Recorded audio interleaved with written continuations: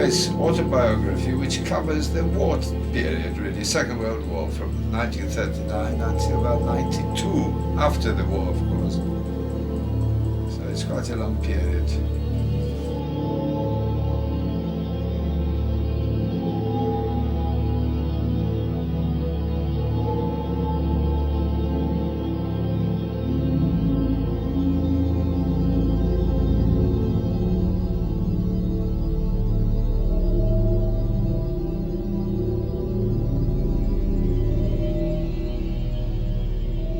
The name is Victor Komaninski. Date of birth is the 18th of March, 1925.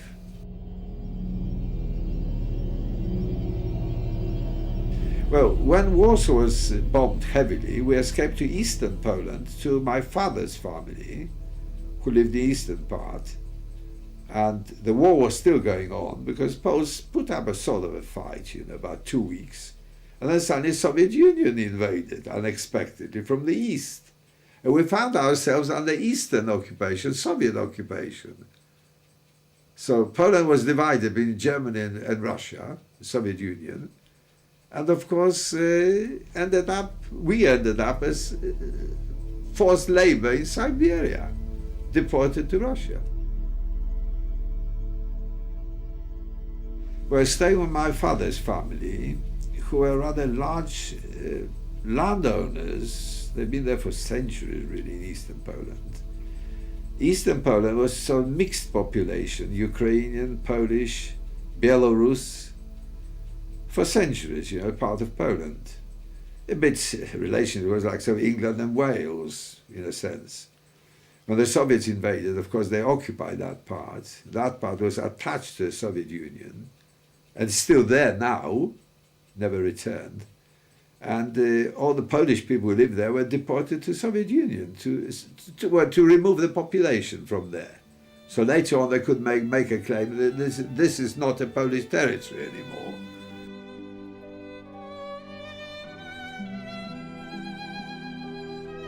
We arrived at a place called Novosibirsk, and then a town called Tomsk, and the huge river Ob, O-B, in Russian it's pronounced Ob, and up that river by barges through incredible forests, swamps, towards the Arctic Circle almost. On the way we passed masses of labor camps where Soviets were serving sentences. None of those existed on the map, of course. If you look on the map, none of those places existed on the map. And we finally ended up in this dreadful camp, which was used by some prisoners before us. What happened to them, we don't know. They might have died or left. Log cabins in dreadful condition, and we had to repair them somehow and managed to survive. There are not many armed guards, but you couldn't escape from there. There are no roads, no railways. You might think of something like 1,000 miles of wilderness. The only way you could get out is by river. How can you go 1,000 miles by river on what kind of boats, It's impossible.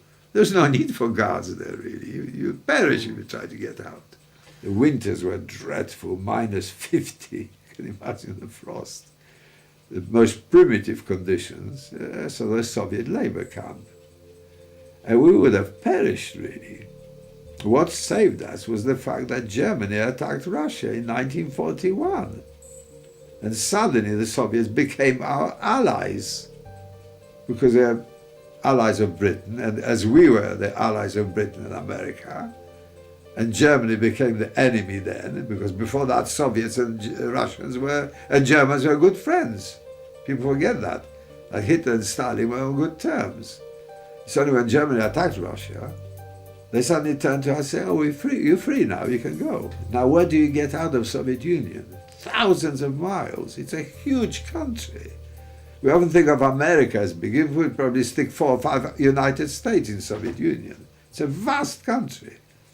So most of us, they were free. We were like beggars, actually. We were in a terrible condition. And everybody decided to go south, as far south as possible. Climate, even because of the climate. Siberia was terribly cold. It was a good move because eventually we managed to get through the Caspian Sea to Iran. Once we got to Iran, those of us who managed to get out, Iran was still under British domination in a sense. So we're free people once we got to Iran. And from then on, a long trek through Iraq, spent nearly 3 months in Baghdad, all the way down to Palestine. And the story followed to the Middle East. But Palestine was obviously a British protectorate then, because it didn't become Israel till 1948, so we left in 1943. It was pretty well organized, quiet, no problems. We seemed to get on pretty well. We lived near the Gaza Strip, where the troubles are now.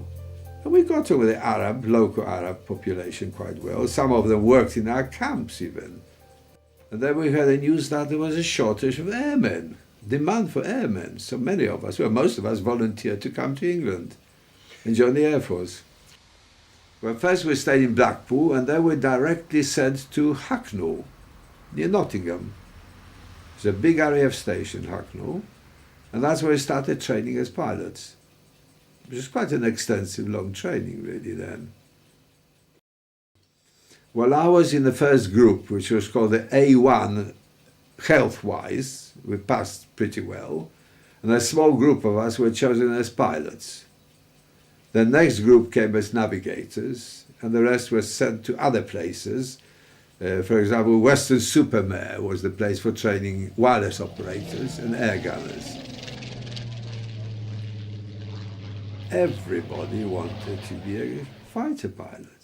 And one day we're told, no need for more pilots, fighter pilots, we need bomber pilots.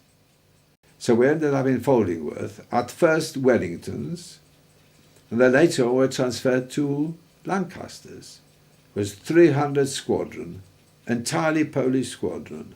Even the mechanics, engineers were Polish trained. So we had a completely independent squadron in Foldingworth.